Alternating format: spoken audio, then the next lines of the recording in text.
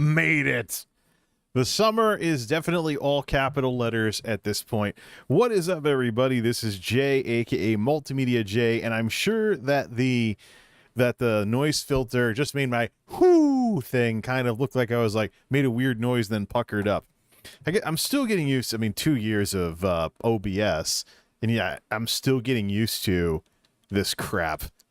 Stuff in some ways, shapes, and form. I don't know at this point. But anyways, today, day shift today, Tuesday, July 19th, 2022, is summer just slamming the crap out of us. Daytime high 90, overnight low 70.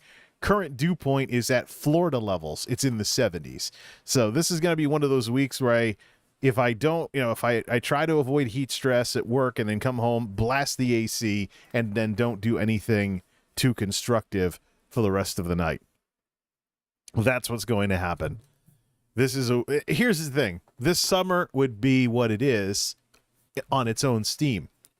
But we have the unique hassle this summer. Let me load up the other stuff here for some other things. We have the unique hassle this summer. The absolute unique hassle of having hired a bunch of Zoomers who are crying and just hating actually having to be full-time employees.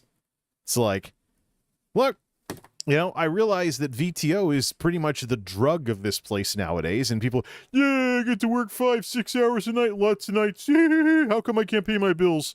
This basic crap, which is just, it's like a drug.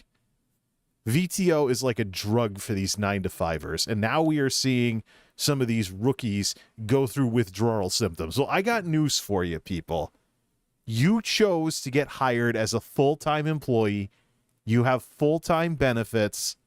This is by all means a real job. That means you're going to have to work. That's why you were hired.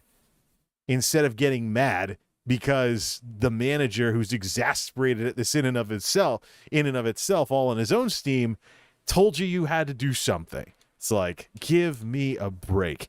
The angry behavior that I saw tonight, people slam dunking rolls of stretch wrap and stuff like that, the crap that's going on, it's like, why? Why are you here? Quit, get another job, go work in an air-conditioned facility. Just take your whiny-ass attitude and go back to Walmart. At least you'll be in an air-conditioned store. If you're in the industrial parks, it's going to be dirty, dingy, and in the summertime, if you're not in a climate-controlled facility, hot and sweaty, like what we had. That's why we have bazillions of fans going every which way. Really, the only parts of these warehouses that are actually hot is wherever you can't get some airflow. And it's pretty easy to get airflow. There's fans all over the place. Many of them industrial grade, can be cranked up and turns wherever you're working into a wind tunnel. And then when you're on equipment, if you're on a certain type of equipment, driving around will give you a nice breeze. So literally, you just get back to work and you eventually get back in your equipment, drive around, you get a nice little breeze when you're driving around on it. It's just, I made a satire cartoon in the middle of summer. Was it 2 years ago, 3 years ago? I don't know. But when I was doing the Plotagon satire cartoons, I did a satire cartoon in the middle of summer called Warning, You Might Actually Have to Work at Work. And I'm being reminded of the conditions and of why the conditions that led to me making it. And you know what? It's worse. It's worse this year. And don't forget, we still haven't seen BA5 do whatever it's going to do yet. There's people taking regular vacations right now. Wait until the new variant gets to our neck of the woods. So the way BA5 has been going around, BA5 is going wherever the BA2 variants didn't go, whether it's original BA2 or BA2.12.1. These other variants, wherever we didn't have a lot of COVID earlier. So anybody who hasn't dealt with COVID since Omicron, if they were infected during the winter, they're back on the menu for these new viruses going around. So I've been watching the numbers. It's been very hard to see Connecticut objectively because we have overlapping waves. It looks like the numbers are flat, but what's really going on is BA2 is going down while BA5 is going up.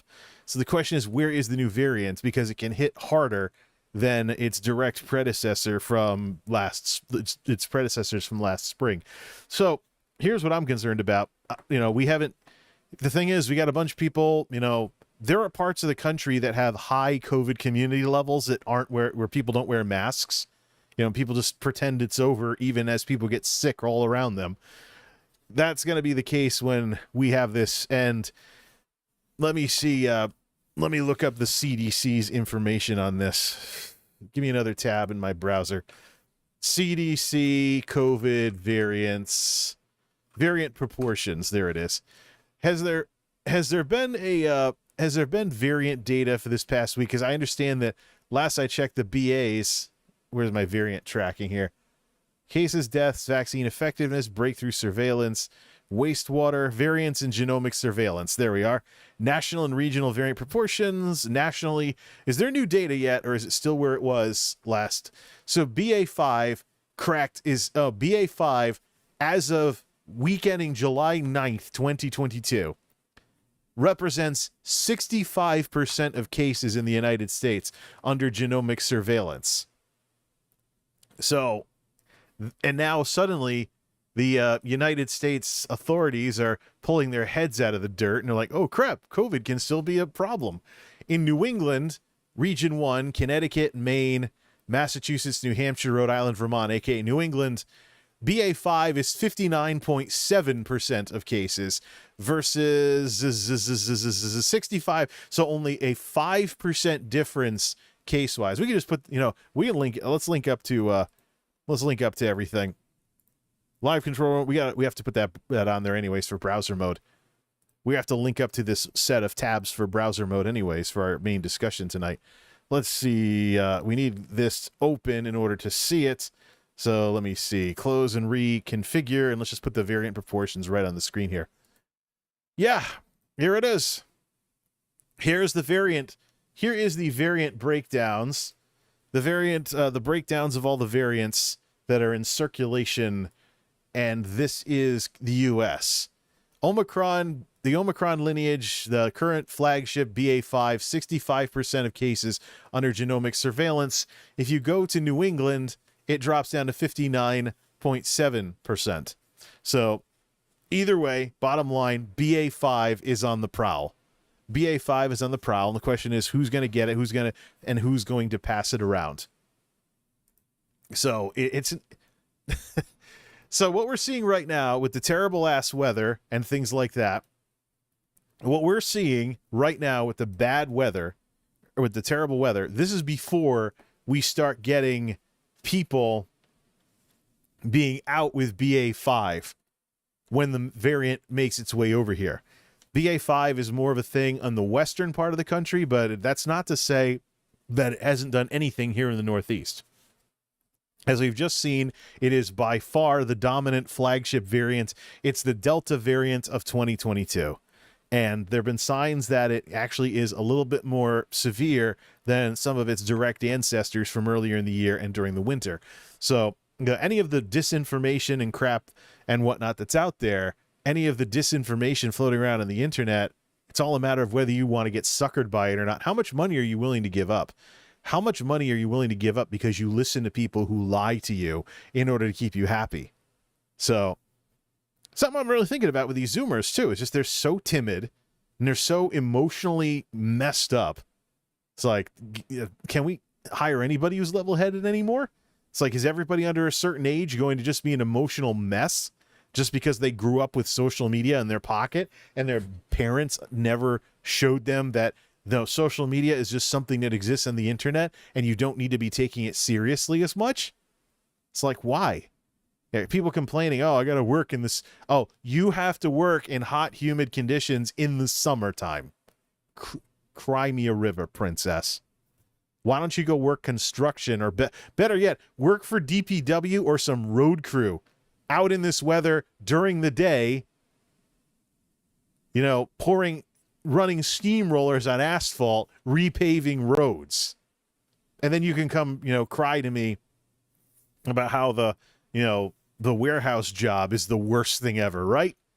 It's just, what is it with people these days? Why are people so emotionally a mess? Why? I don't know.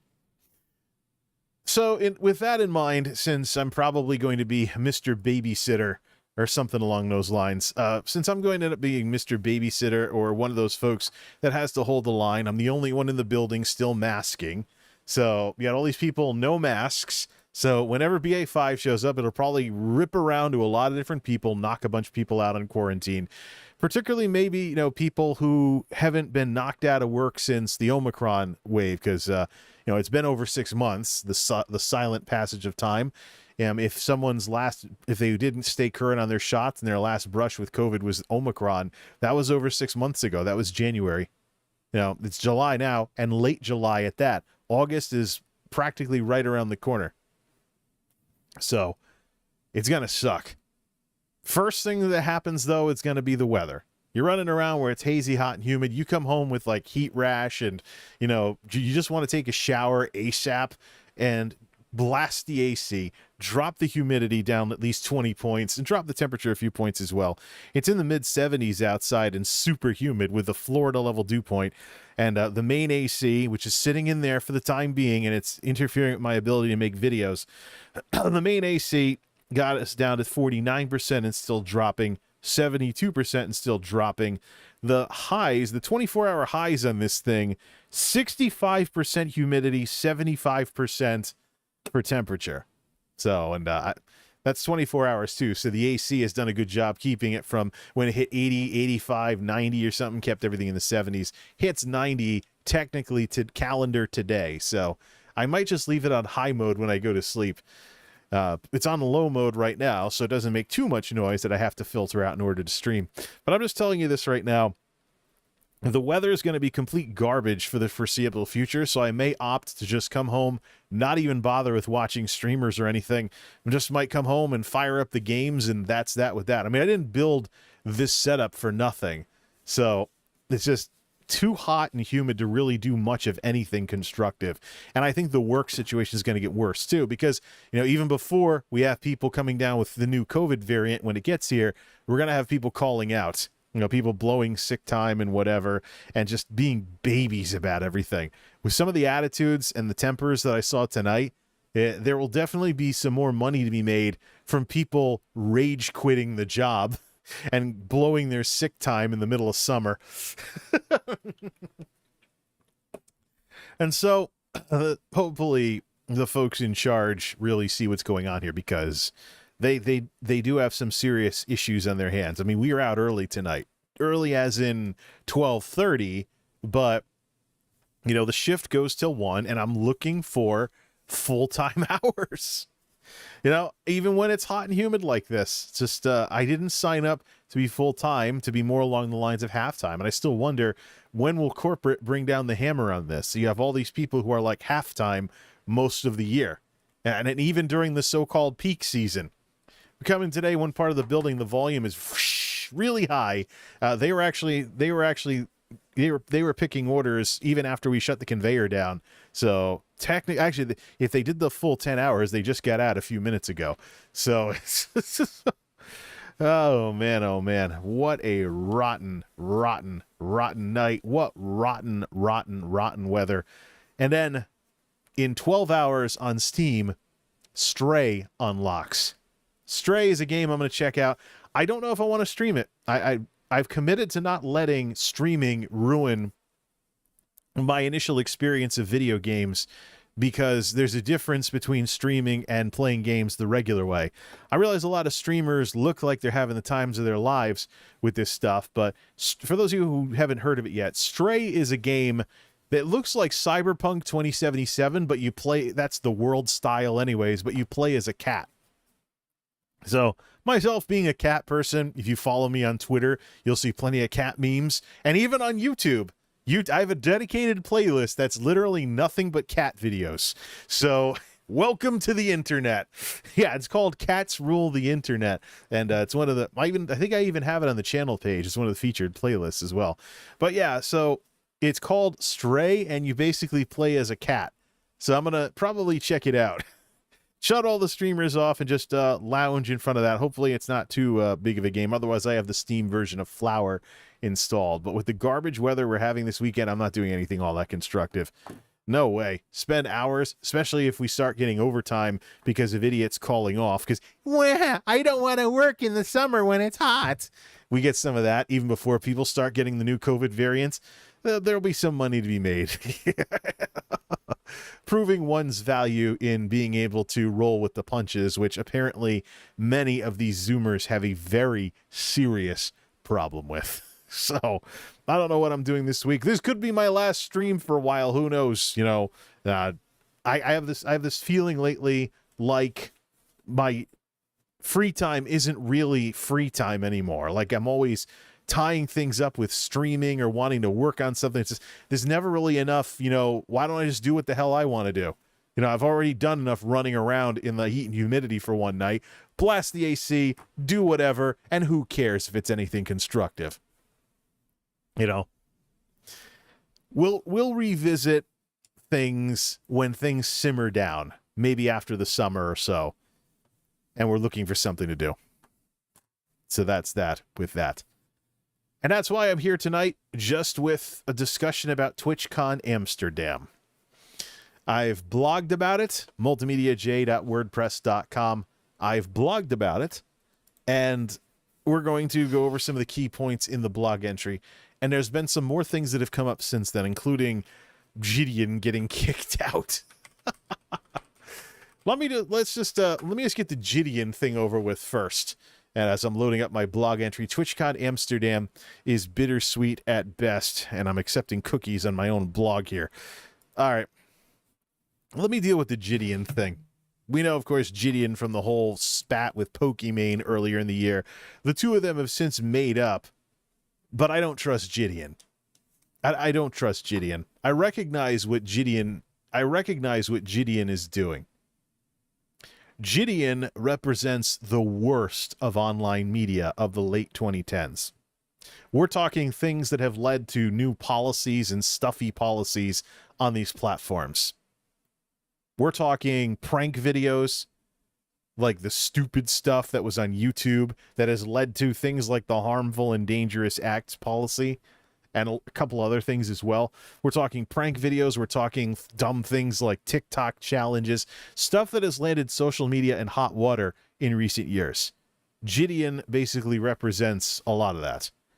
He reminds me of some cross between Ice Poseidon, Mizkif, and a lot of prank channels I've seen on YouTube.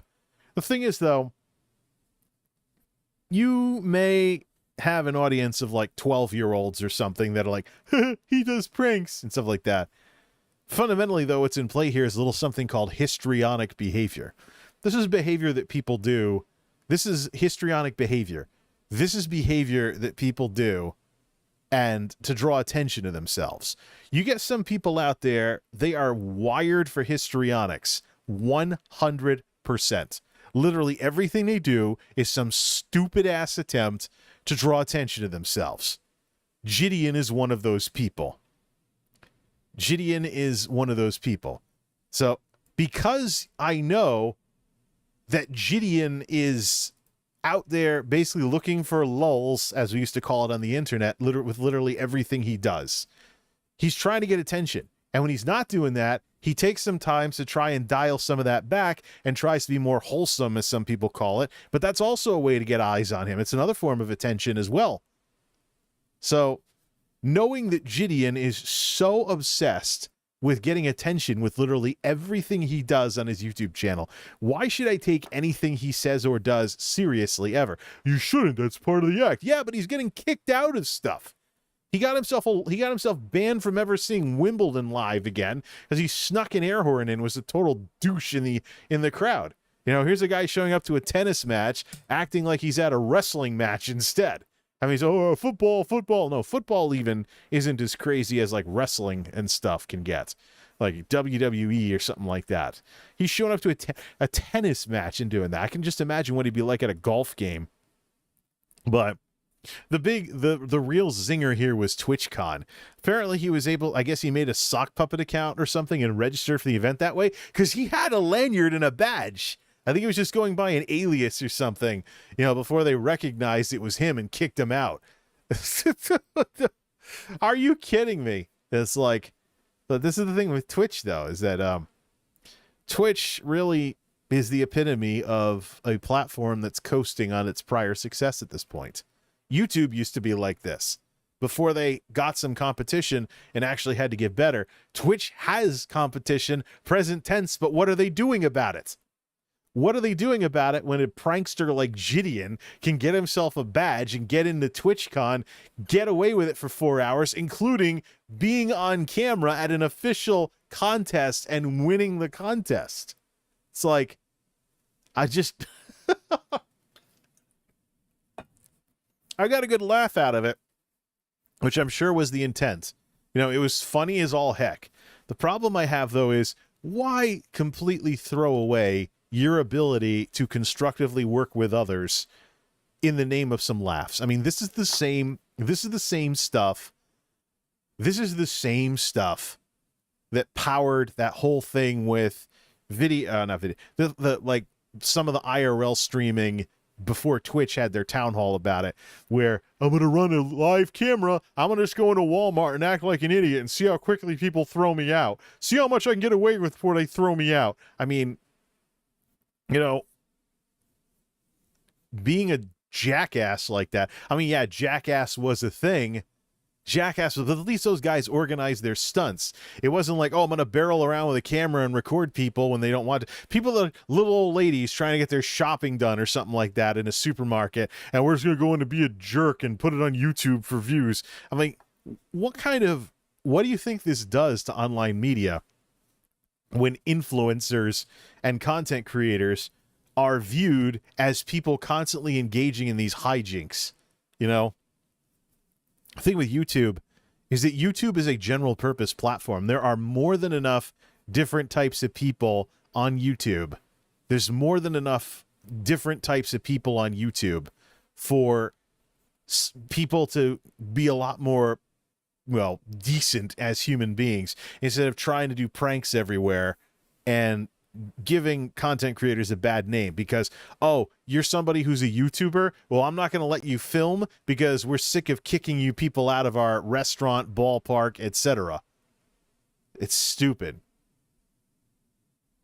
It's stupid. Laugh, yes, but there's also a very, very, very serious side to stuff that people like Jidion do. And it's unfortunate. It's unfortunate that a man of his talents can't be more constructive with them.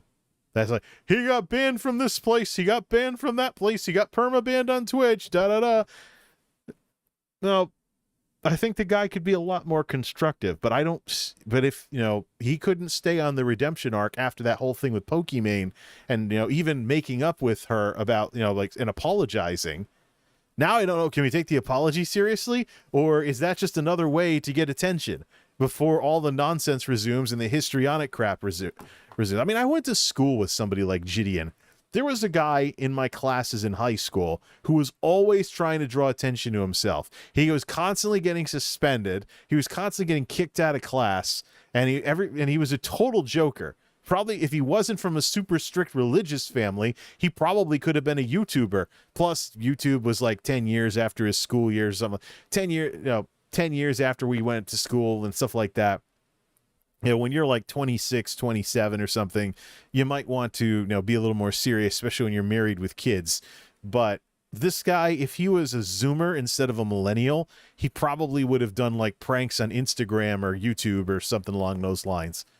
But I know what these people are like. I know these people exist. It's just too bad they waste their talents so much. You know, they're natural entertainers, but the way that they think they have to entertain people is by starting trouble everywhere. Instead of having edgy jokes, or instead of coming up with a comedy skit or something like that that they can record with a few friends. Stuff. No, they got to just barrel around among the general public and make people unwitting accomplices in their hijinks. It's stupid. So I'm mostly thinking about the Jidion thing with TwitchCon in light of Twitch and what they showed, the colors they showed with this whole event. So now that the Jidion thing is taken care of, let's get to the far more serious part of this discussion about TwitchCon Amsterdam. What was this event? TwitchCon Amsterdam was very, very, very, very highly hyped by certain Twitch streamers. And I think the Twitch streamers gave a darn about this a lot more than Twitch's own leadership. I saw a lot more plugging about, hey, I'm going to TwitchCon. Yeah, I'm going to be at TwitchCon. This is going to be great. We're going to go to TwitchCon. And there's a reason why all of these streamers were hyping the heck out of this specific TwitchCon. It's the first in-person TwitchCon since the pandemic started and all the lockdowns happened. So there was GlitchCon in 2020, and then it was completely canceled in 2021. But this specific TwitchCon was huge. It was a publicity goldmine for Twitch. And what did they do with it?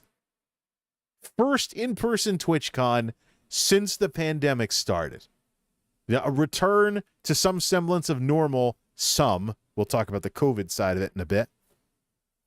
Some semblance of normal after the lockdowns and all the other crap that happened. This should have been huge. But I saw more publicity from streamers than from anybody in charge at Twitch. I mean, think about it. I was thinking about the effects of the convention and what it was going to do to the numbers. I was like, is this going to be a publicity event? Will Twitch try to gain some viewership from this because they've been in the skids and they've been fighting in order to hold on to their numbers? You know, let's just put them on screen right now. Let's go back to the browser. So here's the Sullygnome. Whoops, no, not this. That's Logan 589XP's computer. Click OBS and drag it properly. Boo. So here is, and I can see in the preview how I screwed that up. Here is the Sullygnome ongoing numbers where you take the Sullygnome 365 and you drag it all the way out as far as it'll go, going back to 2015. So the gray is what matters. This is the consistent audience on Twitch. The green is, of course, the ebb and flow because Twitch is very cyclical with its viewership. Twitch is the most established in Western markets, North America and Western Europe. They have presences all around the world, but they are dominant in those two markets versus YouTube and Facebook. So YouTube takes over in East Asia, Eastern Europe, and some other parts of the world. And there's a few markets where Facebook is the platform people use the most, more so than YouTube and Twitch. But you can tell that this is an issue if you watch IRL streamers and they approach random people and people are like, hey, are you a YouTuber? So many times I'm so tempted to just start a clip collection from people's streams as to times they get mistaken for YouTubers when they're streaming on Twitch. It just happens so much, and I see it more often in the parts of the world where YouTube is more established than Twitch is, like India, for example. There's an entire division of YouTube that is specifically focused on the Indian market, YouTube India, and yet when Jay Streezy spent 30 days IRL streaming on Twitch over in India, there were times when local folks in India were like, are you a YouTuber? And he had to explain that he was live streaming and that he was on Twitch instead.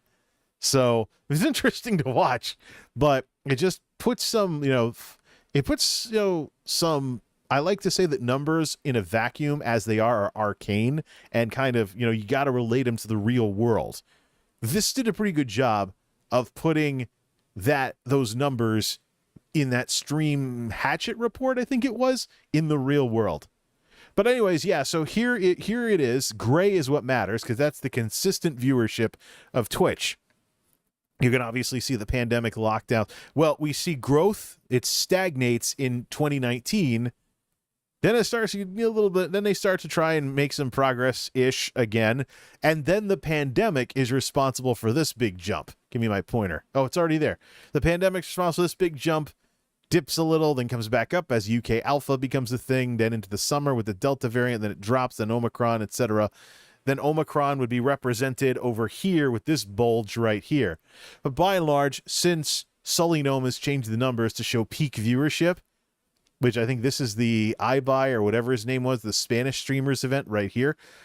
So since this is in, this compresses this line down, and it also changes the axes on the chart, on the graph. So now we're looking at these boxes right here between 2,000 and 3,000. The worst post-pandemic for Twitch was right on that 2 million, 3 million. The worst post-pandemic for Twitch was right on the 2 million mark at the bottom of the box. So where they're at as they fight to maintain their pandemic growth depends on whether they're in the upper half of the box or the lower half of the box. So you can see they're really struggling. Up, down, up, down, up, down, little ups and downs here and there, even when the Spanish streamers getting millions of concurrence for that one-off event, which is probably what this spike corresponds to as well for average concurrence. So this stuff, da-da-da-da. So where's TwitchCon? It should be over here somewhere. If TwitchCon did anything significant... If TwitchCon did anything significant, it would be over here somewhere. Where is it? Answer, it didn't. I figured this would happen. You're talking about taking a bunch of streamers from all around the world and putting them into the EU time slot. What's one of the weaknesses of streaming? That it is based on time. It is time-based, based on time slots. It's live streaming. People have to not just be interested in the content creator, they need to be willing to watch the content creator at a specific time, more so than literally anything else that's broadcasting that they know of. This is why you see far smaller audiences for many content creators when they live stream, or maybe no audience at all. Depends on what's going on that night. So... also depends on the time slot, depends on what's going on. There's also TV and commercial streaming services. You know, if you're subscribed to something like, Paramount Plus or something like that, is there something good on? I mean, when you buy a smart TV, you get free video content channels that you can also watch. I can also tell you that, when I haven't been watching streamers lately, and I don't watch very many streamers anymore. When I haven't been watching very many streamers, I've actually been watching movies on YouTube. There's actually one that's been in my watch later list for a little too long now. I'll probably get around to watching it sometime this week, despite the new game coming out in less than 12 hours. Realistically, I won't be trying to play Stray until tomorrow night shift tomorrow night. So probably the wee hours in the morning on Wednesday, my time. But yeah, so you have a bunch of streamers from all around the world, and you change a lot of them over to EU time. That changes the time slot when people can watch them live. And for people, probably a lot of people in these streamers' audiences, it represents they can't watch the streamer now. They might catch YouTube videos or watch the VOD later, but in terms of live viewership, making those big changes, if you're in Asia and you move to the EU, that's several hour time difference. Same thing with the Western United States. If you're from California and you go to the EU, that's a several hour time difference. So my rationale was that perhaps they would struggle, and it looks like they did. There's actually a dip right at the end of this line, representing a dip in concurrence, probably during the convention. So all the affected streamers who were from too far away, their audiences couldn't watch live because of the time difference. And, there's only so many people in Western Europe who would be watching TwitchCon and seeing all these streamers that they don't normally get to watch. And that's really why I think there should have been a publicity event. Look, this is why I think it should have been a publicity. TwitchCon Amsterdam should have been a publicity event for Twitch. It's basically a Twitch all-star game. San Diego is going to have the same thing later this year, because you're going to have all these streamers. This time it's the Western U.S., so it'll probably have a similar effect in the numbers. But now TwitchCon Amsterdam was the big one, the return to form since the pandemic started. TwitchCon Amsterdam was a publicity goldmine. Twitch should have done more with it. You're talking about people or having an event which features lots of different streamers, so somebody can be introduced to a wide variety of streamers on the platform very easily with just one event to tune into or catch the highlights from. It's like the Twitch streamer version of Xbox Game Pass. There should have been more done with this. More publicity, more zeal, more sense of urgency, but we don't see that. We don't see that from Twitch. And I think it goes straight to the top. Let me look at my tweets from all of this. This is what part of this is here. So where was we saw it not show up in the numbers. The COVID part we can talk about last. Let me just scroll a little around here. What exactly did that accomplish? What did that accomplish? What a wasted opportunity, though. TwitchCon EU Amsterdam. First in-person TwitchCon in years, literally. But no. We're Twitch. We have a huge gaming brand. We'll be fine even if we just, host it. The problems go straight to the top. Where's my tweet thread on the... Actually, I think it was... I did watch that earlier. Twitch affiliate, Okay, there's the TwitchCon thread. Let's load that up and let's talk about it. Not very long after, so you have the missed opportunity with publicity and stuff like that. Then you have the Emmett Shear keynote. And I think the Emmett Shear keynote is probably indicative of the entire shape of the platform right now. Just how much Twitch is coasting on their past success. Emmett Shear is a very mellow guy. I don't think he makes a very good CEO. He's the kind of person who's too much of a dreamer. Not enough down to earth, practical and stuff with the operations. Emmett Shear is the kind of person who in corporate America needs a hard counter so his head doesn't get too far off into the clouds. The guy who was all mellow hipster and whatnot, showing up in casual clothes to try and relate to, unfortunately, an audience that's probably has a lot of people that are like around half his age, because Twitch keeps skewing younger and younger as a platform. As long as I've kept an eye on the numbers, they have kept skewing younger and younger. Little wonder Twitch is run like a giant high school. Little wonder why that Twitch is run kind of like a high school and you get suspended and stuff. Or there's cliques and gossip and people with overly acute emotions and other crap like that. No wonder, especially when you consider the direction the platform's been going in. Younger and younger platform. I'm just curious when the giant COPPA crackdown is going to be over on Twitch if it hasn't happened already. So here's Emmett basically looking like everybody's dad. Mr. Relaxed Hipster over here. And his keynote speech covers no new ground for anybody who follows the industry. That is out of place for a speech like that. And he was out of place as a leader of a platform like this for not bringing anything to the show like that. Literally everything that Mr. Shear talked about is stuff that if you follow the industry, you already knew about. The lowered pay threshold, the additional moderation tools for streamers, the suspicious user flags and sharing ban lists, all this other stuff, all these things that he bragged about in his speech is already stuff that anybody could have known about just by following this stuff. They should have known it.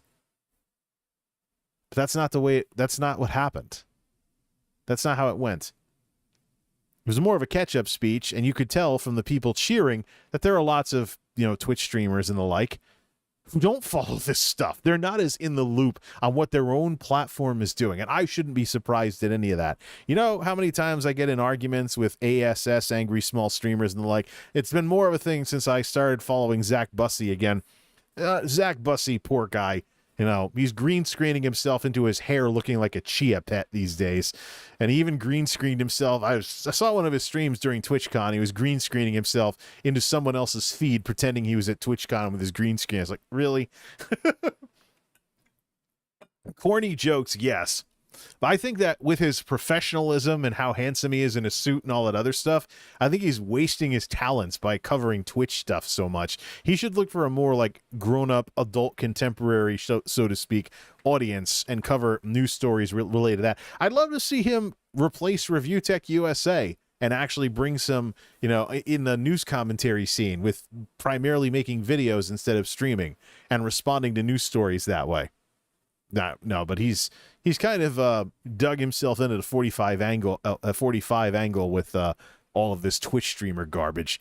But it's just, hey, how much does he have to start looking like people's dads with what he does before he starts thinking, maybe there's greener pastures I could be pursuing with my talents.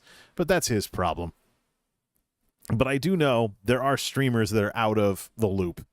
They show up, they grind Call of Duty or whatever, or Stardew Valley or something. They show up and they just grind some game and they don't really think about the how of what it is that they're doing. And I can be reminded of this anytime I want. Just go to Twitch, go to a directory, go to the bottom of the directory and see what people are doing when they don't have any viewers.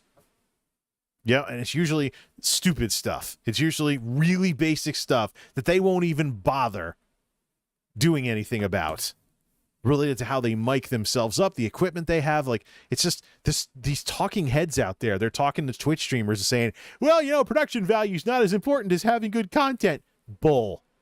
Look at these big streamers wasting thousands of dollars, according to your own logic, on DSLRs as their webcams and photography lights for their bedrooms to have these bright, glowy setups, full key lights, the whole 9 yards. And it's considered a standard for you to make high quality content. You have to have all of this fancy equipment. But the gurus of this space are telling all these eager people who want to be streamers, no, you can do it just fine with a gaming headset for your audio. You can do just fine with a webcam. It's your content that matters, not the show, not how enjoyable you are to watch. No, the production quality. No. It's true you can go overboard and have really good looking stuff that doesn't have substance. But I don't see very many examples of people doing that. It's more a matter of there's people, they could be better, but there's something stupid that's holding them back. A lot of times it's an algorithm, but there might be some mannerism or something with their equipment or something along those lines. I can tell you what the gurus say is just wrong. It's like, you have to give a darn about your audience. You have to be interested in getting better, and you have to look for ways to get better. Oh, you have a limited budget? Find a way to make it work.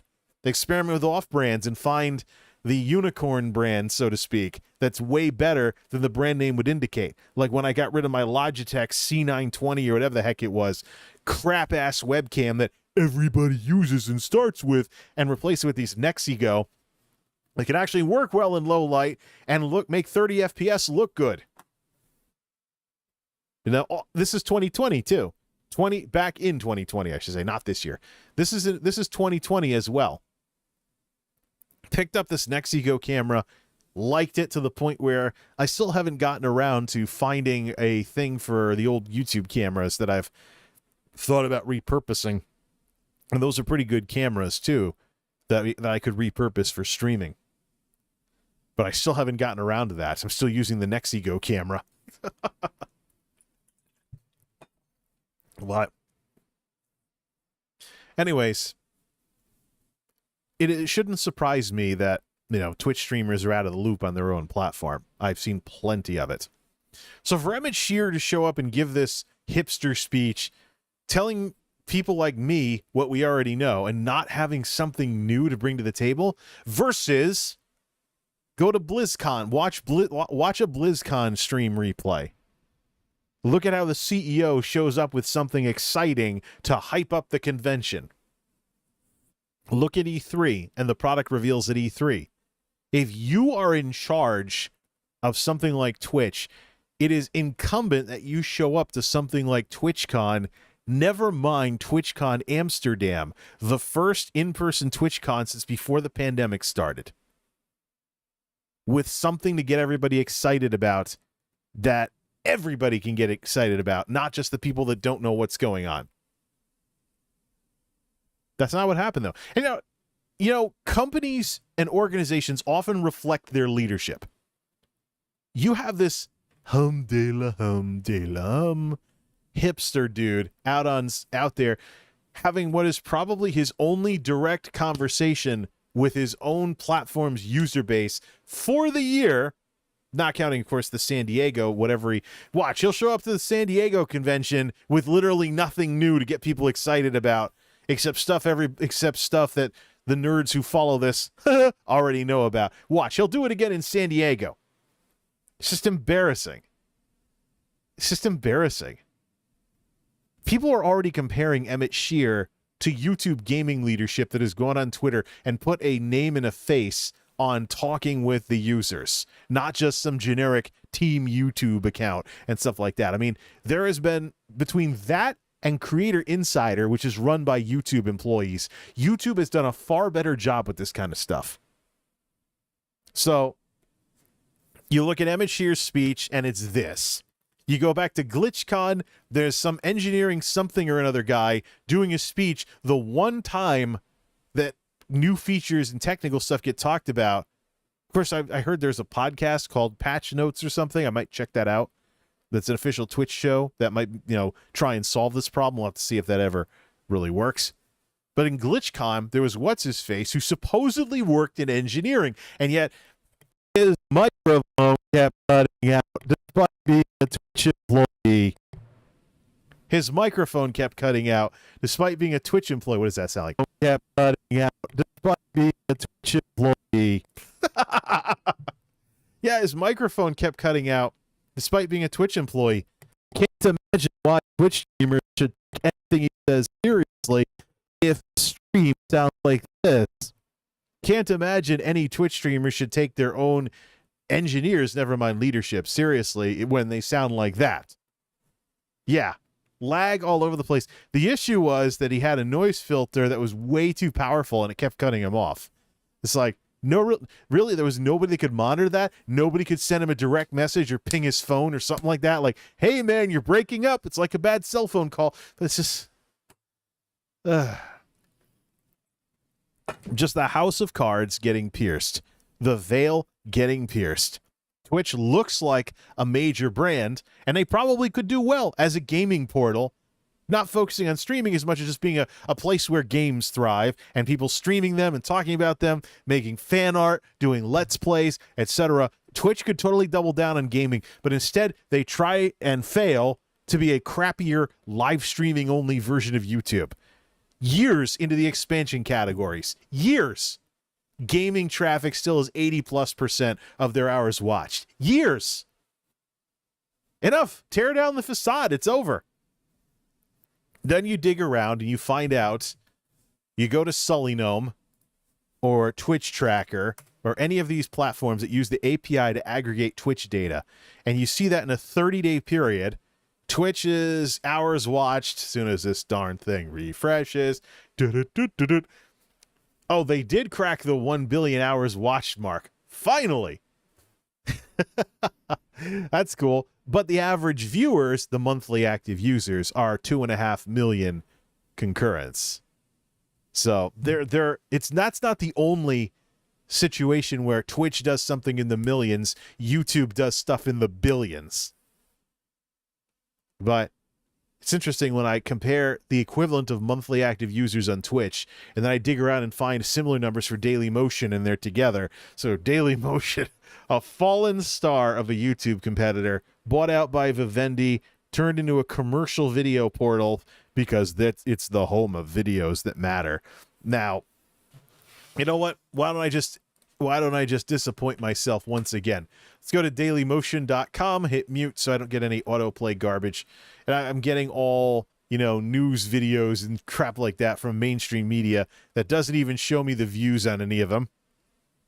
Probably because the view counts were turned off when front page content on Dailymotion was getting 5,000 views.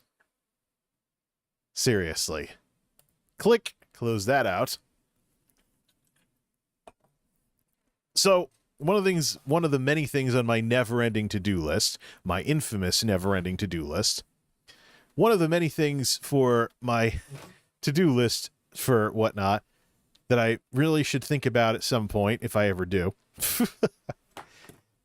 get the Sullygnome API, link up to it, and maintain a tool that shows me the percentage of watch hours going to the expansion categories. So the watch hour versus the gaming categories, and keep an eye on how much of things like hours watched, etc.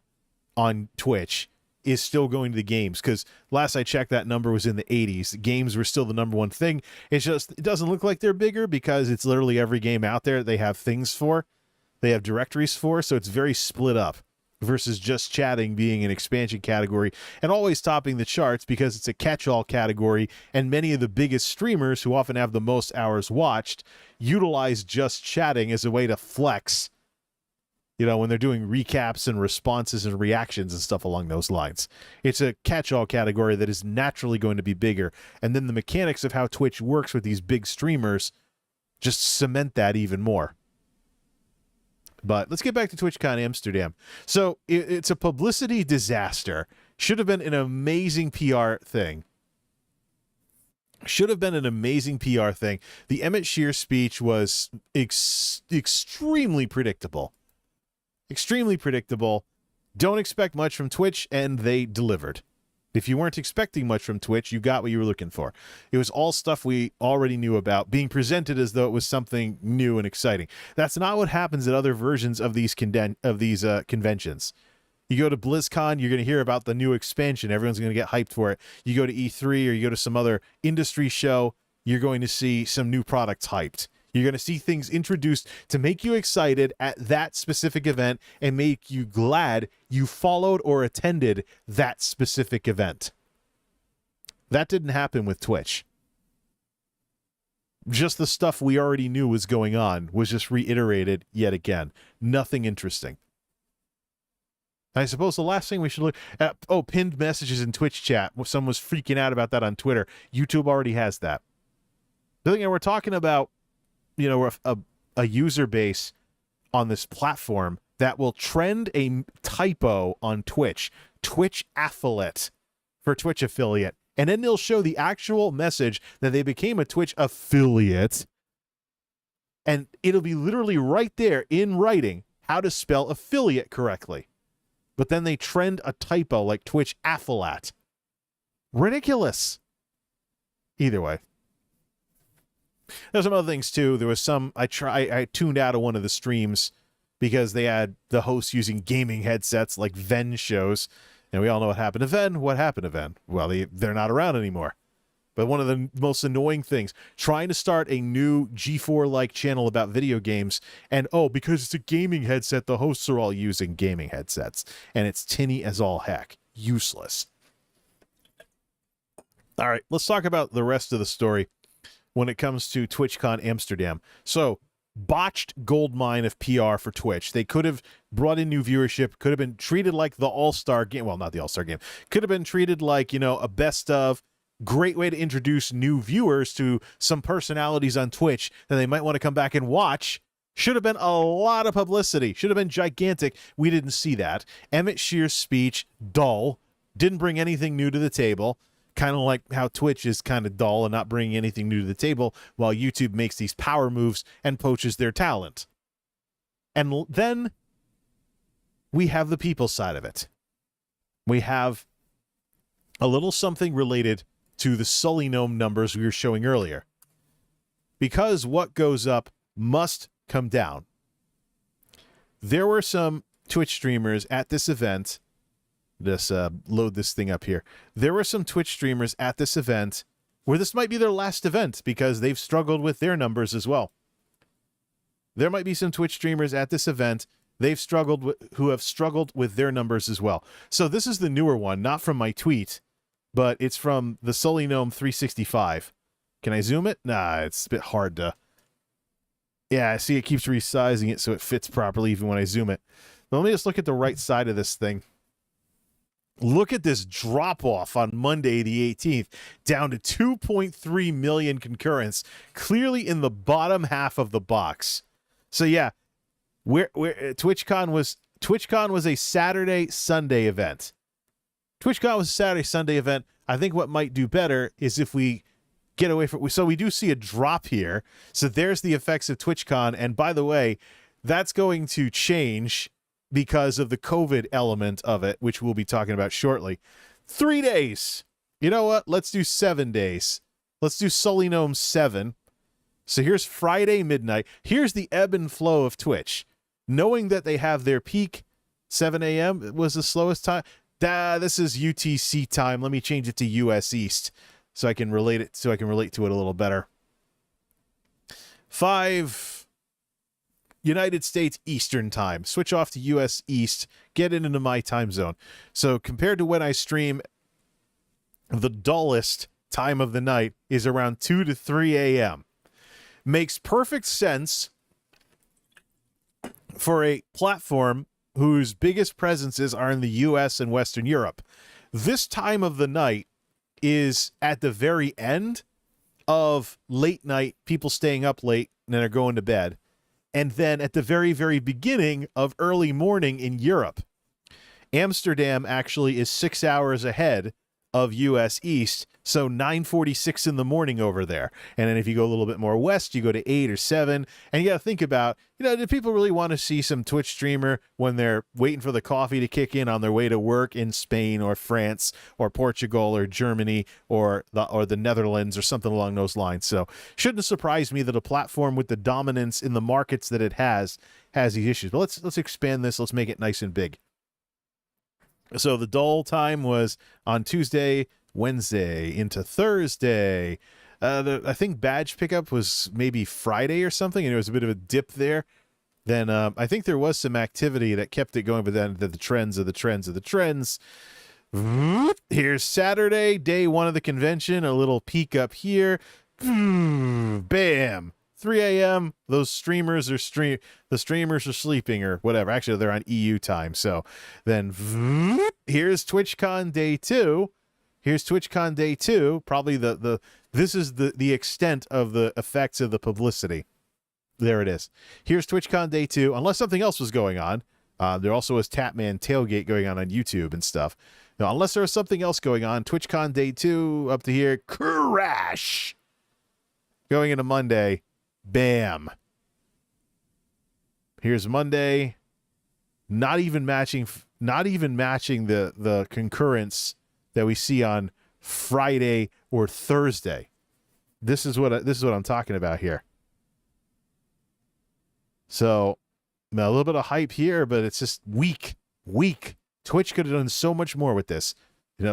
Why is it that one streamer in Spain is able to have make way more waves than this? What about Ludwig before he went to YouTube and his month-long subathon?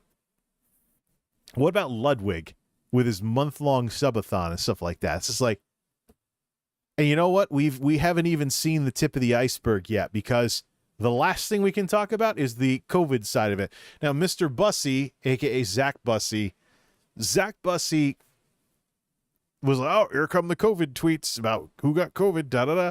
Well, here's the thing. It's tempting to see something like that and think that people got COVID at the convention. It's too early to be talking about people getting COVID at TwitchCon Amsterdam. COVID has an incubation period of 3 to 5 days. The Omicron variant was pretty fast at 3 days. So we are dealing with a lot of vaccinated, boosted people, though. So if they caught COVID at this thing, maybe there's a bit of an issue there where it takes a bit longer to incubate if someone who's vaccinated. Who knows? But it's too early. I'm having so much trouble not mixing up TwitchCon with BlizzCon, whether it's the similar sounding names or something like that, con or something. But BlizzCon's usually a Friday, Saturday event. TwitchCon is a Saturday, Sunday event. TwitchCon's a Saturday, Sunday event. So by the time I was getting up on Sunday, it was already over because it's in European time, of course. But Saturday, Sunday event. Anybody who got symptoms Monday, if someone got symptoms Monday, particularly early Monday, EU time, I should say. Anybody who got symptoms Monday, they didn't get COVID at TwitchCon. They were spreading it at TwitchCon. The hot zone for contagion is up to 2 days before you show symptoms. Sunday, Saturday. Sucks. You got to think about this. Like, that would mean they were infected earlier. Maybe when they were flying over or IRLing before the convention or something. something like that, depending on what their timetable was. Some of these people, they flew to Europe and did spend a few days IRLing nearby and then went to the convention. Otherwise, we're talking about, did they catch it in the airport, in an airport? Did they catch it on a plane when Western governments are like, we can lift restrictions now? You know, did they catch it on a plane because they didn't keep their mask on for the literally entire flight? Not very good when you're flying from South Korea to the Netherlands, in the case of the Korean streamers. A little bit further if you're from Japan, I think. But, yeah. So how long was the flight? You know, was there someone on the plane with COVID who didn't know they had it and you caught it from them, or did they get it when they landed? You know, and they did some IRL in the Netherlands or in Amsterdam before the event. I know Jay Streezy in particular he did that joke where he like, hey, I got my partner badge like a day or so beforehand. If he did some stuff in the Netherlands, got infected, and woke up with symptoms on Monday, not Jay, but any streamer kind of with this timetable going on, they caught it somewhere on the flight, on the plane, somewhere and they were spreading it at the event. The hot zone for contagion up to 2 days before they get symptomatic. They were symptomatic Monday morning, Saturday, Sunday. There you go. I find it even more concerning that there are streamers keeping this in their Discords, not going to Twitter. As if people won't find out and screenshot and spread it around like, hey, look, COVID risk. It's crazy. But here's the issue. We already saw in the Sullygnome ongoing that TwitchCon has put a dent in the numbers. You have the time zone thing with all of these streamers changing time zones if they're not from Europe. And then you also have what we haven't seen yet in terms of TwitchCon Amsterdam now is the effect of COVID. The people that caught it, okay, they're probably vaccinated, boosted, but they're either not streaming or they're doing chat streams while they quarantine. So what does that do to their expenses if they stay stuck in the Netherlands and can't fly home? I think that Western governments have gotten so ostrichy on COVID that they might actually let people fly even if they're infected. I don't know, though. It depends on the country. I know there's certainly been plenty of satire and cynicism about that. Though giving up on the pandemic and crap like that. I've heard a lot of those stories over the last few months. But whatever the case may be, if you have mild symptoms because you caught it or spread it at TwitchCon, you're talking about now your content getting nerfed. You know, you can't do the IRL that you really want to. You're stuck in like a hotel room, or you're stuck at home, or you're stuck wherever, because you caught the darn thing. What does that do? You know, what does that do? What does that do to the viewership of people that normally do personality-based stuff like IRL? Now they're stuck in their hotel room, or they're stuck somewhere quarantining for a bit, you know, stuck doing chat streams. You know how much some Twitch streamers lose viewership just because they, you know, do what the platform is associated with and, get this, play a video game? I'm disgusted by some of it. Well, you know, you like this person so much. Okay, they want to play Lost Ark or whatever. Why not just, you know, give them the benefit of the doubt? Why not hang out and watch them play? It's kind of what Twitch is about. Twitch is a gaming brand first. Been that way for most of its existence. The expansion categories haven't even been able to put that much of it. I mean, just chatting keeps growing, but we know why it keeps growing. And also, it's the system, stupid. Yeah, that's a figure of speech, I know. But you're talking about all the games are split and fragmented and divide and conquer in terms of watch hours versus one category for just chatting. You know, combination categories for stuff like that. But really, I got to stop doing that. I know the noise blocker is messing with that, right? And it looks like I'm puckering up and kissing the microphone. Whatever. No, but seriously. So what is this going to do to their viewership now? Now, there'll be some sympathetic people. Oh, I'm sorry you got it. Get well soon, etc. But if you're stuck in a hotel room if you're an IRL streamer and you're stuck in a hotel room with COVID, and now you're eating more costs of being in a hotel room because you couldn't go home when you wanted to because you had to quarantine or you couldn't fly or anything because you caught the darn thing, then what?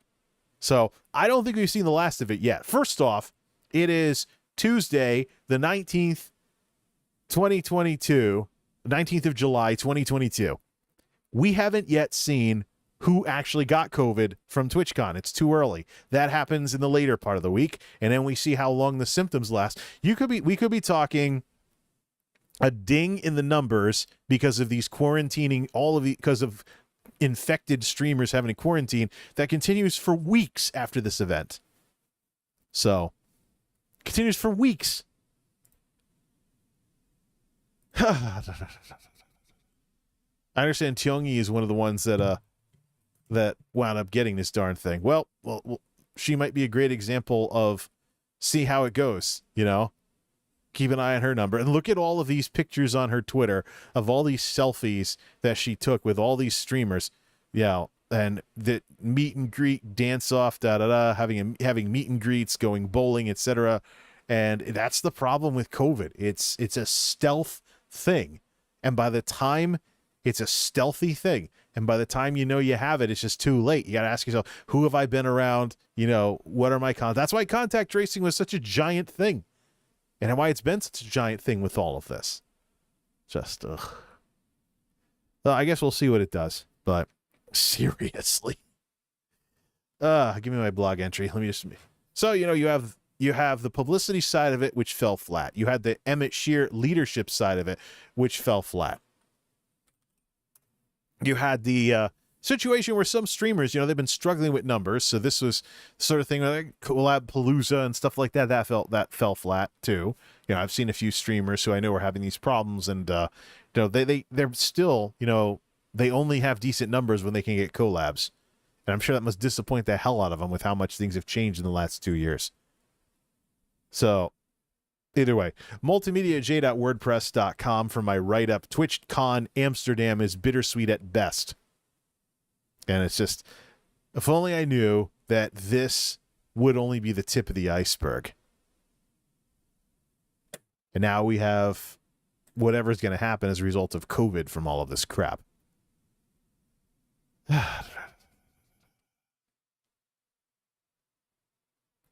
Yeah, I'm looking at Tetsuya, which is Logan's main machine. I might just check this out on a PC part picker, and I might actually make entries for my systems as well. But for now, yeah, I mean, you can do a write-up and stuff too. That's cool. I don't know. Might be good to... That might be interesting.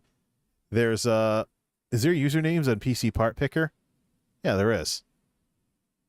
It's trying to get me to sign in. I want to see Logan's profile page. I guess I got to sign. I guess I got to get involved with PC part picker now. Take a look at that kind of stuff. Now watch. I'll bet any money that the noise filters in OBS are going to turn that into PC fart picker. Hey, what can I say? I know my computer stuff, including how stupid it often is. Yeah. TwitchCon Amsterdam could have been so much more than what it was, and yet we wind up with this. And you know what? We're not out of the woods yet. We haven't seen the end of TwitchCon Amsterdam's effects on the platform or the streamers involved, especially with the COVID side of it. Sad. That's one of the reasons, though. You know, I realize YouTube at times is like the best of the worst sometimes with what they offer, but it's just sad. 2 years ago, I was getting into Twitch. I was like, yeah, let's check this out. This might be fun. I know they're about gaming and stuff, and just like I say the analogy that I use is that it's like a rotten watermelon. It looked good initially. Then the more you get into it, the more you see all the crap. The more you see all the rotten stuff. And I guess we'll see what happens, too, as they continue to struggle to hold on to the growth that they've gained, as YouTube keeps poaching their talent and all kinds of other stuff. Seriously. 3:59 of the Geek House. 4 a.m. I've pretty much said what needs to be said about this, and now we'll see what happens with the weather and stuff. Let me see if our little idiot, if our village idiot has stopped by. Or brought some friends or whatever it is. No, surprisingly not. Well, you know what? I'll put a like on here to get the ball rolling in that direction. Not going to play it, obviously. Looks like some kind of ad about construction workers installing solar panels. All right, let's move on with things. Seriously. Click. Hey, where's my live control room? All right, let's put that back on screen. TwitchCon Amsterdam, man. Could have been so much more. Instead, we get this. Whatever you want to call it. Freaking Druaga had a Windows 98 LAN party over the weekend. That might have been more interesting to some people than a lot of the, oh, look, we're all together. It's okay. That's what the sad part is. You want to talk about the disconnect between the platform and its talent. I saw more zeal from Twitch streamers about this event than the people in charge who could have promoted it more. It's like, how much is this going to continue? How much is this going to continue with Twitch streamers going one direction and Twitch brass going the other direction? What is it, man, with the darn streaming platform, man? Regardless, I have better things to do, better games to play, better videos to make, better games to stream, better tech stuff to make videos about. Let's move on from this crap. Although we're not out of the woods, we'll see how far the effects are from everything that happened and what that fundamentally means to the people involved. But what a mess. Till next time, this is MultimediaJay signing off. Thanks for stopping by. And TwitchCon Amsterdam was bittersweet at best. Time to close the book on this mess.